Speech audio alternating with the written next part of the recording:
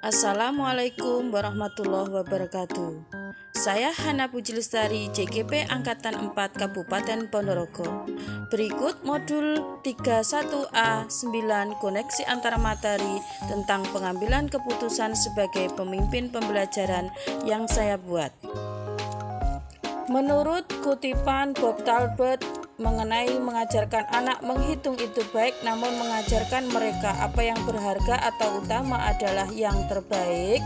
Menurut saya, sebagai pendidik kita tidak hanya mengajarkan kecerdasan kognitif saja pada anak, namun kecerdasan afektif, spiritual, sosial, emosional sangat penting dalam proses pembelajaran, itu lebih utama. Kecerdasan afektif adalah bekal dalam hidup bermasyarakat agar mereka mampu mengenali nilai-nilai kebaikan di masyarakat. Hal ini karena sekolah adalah institusi moral yang dirancang untuk membentuk karakter para warganya.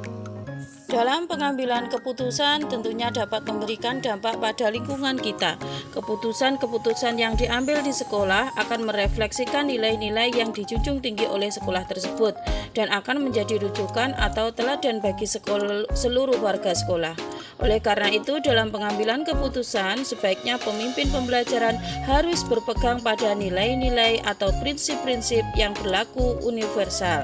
Seorang pendidik sepantasnya menghargai konsep-konsep dan prinsip-prinsip etika yang pasti.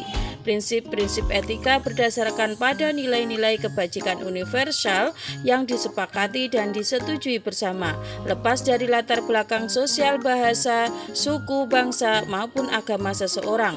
Nilai-nilai kebajikan universal meliputi hal-hal seperti keadilan, tanggung jawab, kejujuran, bersyukur, lurus hati, berprinsip, integritas, kasih sayang, rajin, komitmen, percaya diri, dan kesabaran. Coaching dalam proses pengambilan keputusan. Pendampingan pada murid dalam coaching merupakan salah satu bentuk pengambilan keputusan yang membantu murid untuk menggali potensi-potensi yang ada pada anak. Seorang pendidik sebagai coach harus mampu mengeksplor coach sehingga si coach mampu mengambil keputusan yang berpihak pada murid. Berikut pertanyaan untuk membuat rangkuman kesimpulan pembelajaran koneksi antar materi yang saya buat. Yang pertama, bagaimana pandangan KHD dengan filosofi Pratap Triloka memiliki pengaruh terhadap bagaimana sebuah pengambilan keputusan sebagai seorang pemimpin pembelajaran diambil? Pratap Triloka KHD yaitu ing ngarsa sung tulodo, ing matya maun karsa tuturi handayani. Ing ngarsa sung tulodo artinya di depan dapat menjadi contoh atau teladan yang baik. Dalam pengambilan keputusan, guru sebaiknya sebagai pendidik harus dapat menganalisis dan mempertimbangkan matang-matang karena keputusan yang diambil tersebut akan menjadi contoh bagi guru lain, baik rekan sejawat, murid-murid maupun warga sekolah yang lain. Ing matya maun karso artinya di tengah-tengah dapat membangun karsa, kemampuan ataupun semangat. Dalam proses pembelajaran, guru harus dapat mengambil keputusan-keputusan yang berpihak pada murid, mampu membangkitkan karsa dan semangat muridnya sehingga terwujud merdeka belajar. Tuturi handayani artinya di belakang dapat memberikan dorongan murid untuk mengembangkan potensi yang dimilikinya. Guru harus mampu mengambil keputusan tentang proses pembelajaran dan kegiatan sekolah yang dapat mendorong murid untuk mengembangkan potensinya sesuai dengan minat, profil, dan kesiapan belajar murid. Yang kedua, bagaimana nilai-nilai yang tertanam dalam diri kita berpengaruh kepada prinsip-prinsip yang kita ambil dalam pengambilan suatu keputusan? Nilai-nilai yang tertanam dalam diri kita berpengaruh kepada prinsip-prinsip yang kita ambil dalam pengambilan suatu keputusan. Nilai-nilai tersebut seperti nilai mandiri, reflektif, kolaboratif, inovatif, serta berpihak pada murid yang akan mendorong dan membimbing pendidik untuk mengambil keputusan yang tepat dan benar, sehingga keputusan yang diambil membawa dampak positif bagi murid. Nilai-nilai tersebut juga merupakan prinsip bagi pendidik yang harus dipegang teguh ketika pendidik berada dalam dua pilihan keputusan yang sama-sama benar, keputusan yang berada dalam situasi dilema etika maupun dalam situasi bujukan moral. Ada 3 prinsip dalam pengambilan keputusan yang dapat kita gunakan, yaitu 1. Berpikir berbasis hasil akhir, nilai-nilai agama, penghargaan akan hidup dan masa depan. Yang kedua, berpikir berbasis peraturan, yaitu nilai-nilai yang mengedepankan intuisi kejujuran, aturan atau prinsip yang mendalam. Yang ketiga, berpikir berbasis rasa peduli, yaitu nilai-nilai kasih sayang, cinta, toleransi, kesetiaan, dan empati. Perlu diingat bahwa setiap keputusan yang kita ambil akan ada konsekuensi yang mengikutinya, dan oleh sebab itu setiap keputusan perlu berdasarkan pada rasa tanggung jawab, nilai-nilai kebajikan universal, dan berpihak pada murid. Nilai-nilai yang tertanam dalam diri seseorang diibaratkan seperti gunung es yang hanya terlihat kecil di permukaan air, tetapi terlihat besar berada di bawah, yang merupakan bawah alam sadar kita. Oleh karena itu, penting bagi kita untuk memupuk nilai-nilai positif yang ada pada diri kita agar setiap keputusan yang kita ambil sebagai pemimpin pembelajaran nantinya tepat dan berpihak pada murid.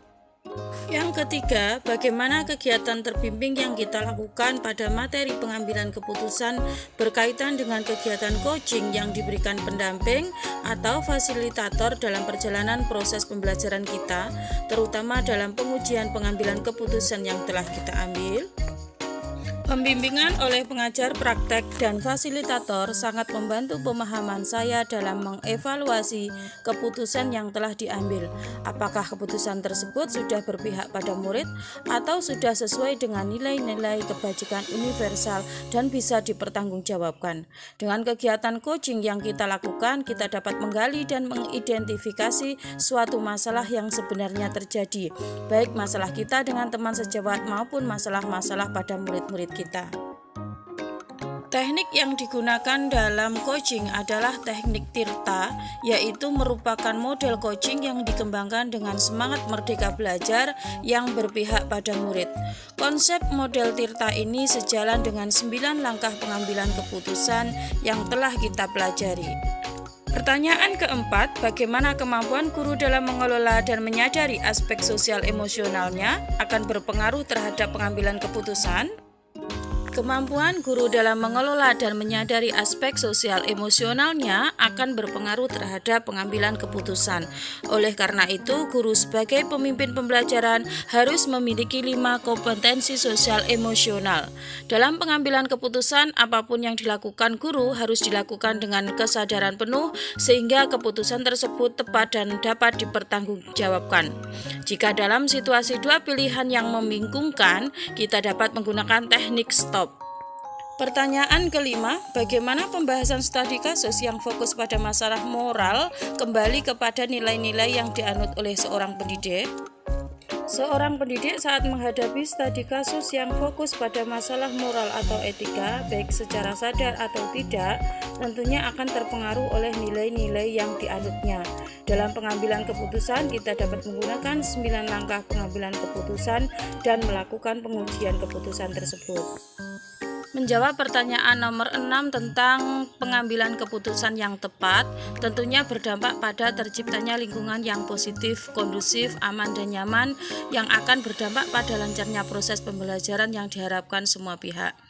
Agar keputusan tersebut dapat diterima semua pihak, kiranya dalam pengambilan keputusan perlu memperhatikan 9 langkah pengambilan keputusan dan juga melalui uji kebenaran. Keputusan-keputusan tersebut perlu dianalisis agar termasuk dilema etika atau bujukan moral. Apabila termasuk dalam dilema etika, maka perlu dipertimbangkan dengan 4 paradigma dilema etika.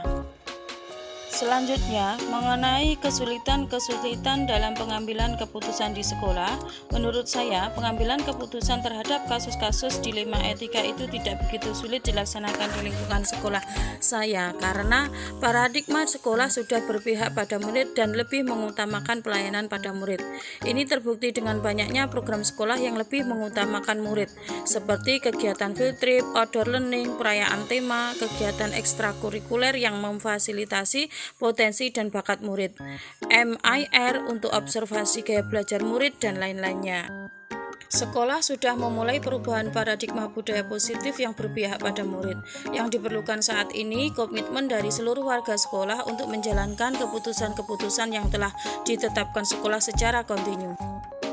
Tujuan akhir dari pengambilan keputusan yang kita ambil adalah memerdekakan murid.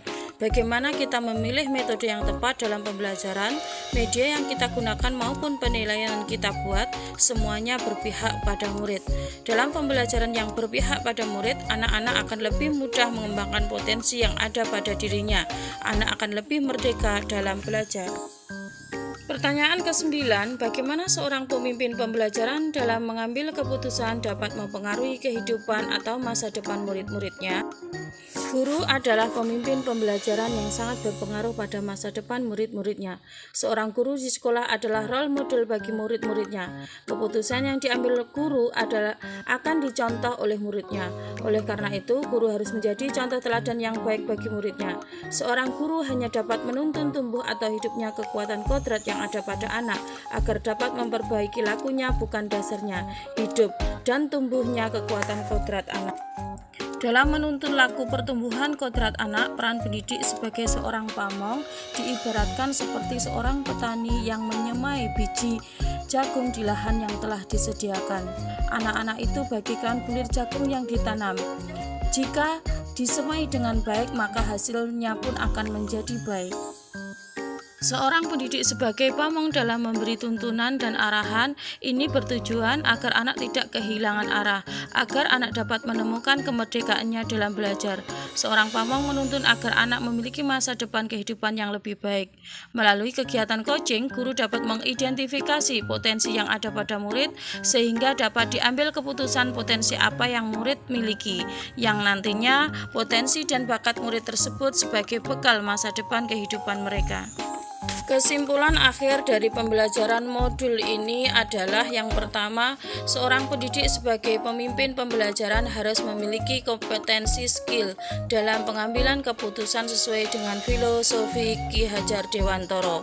Yang kedua, pengambilan keputusan sebagai pemimpin pembelajaran harus berpihak pada murid untuk menumbuhkan budaya positif.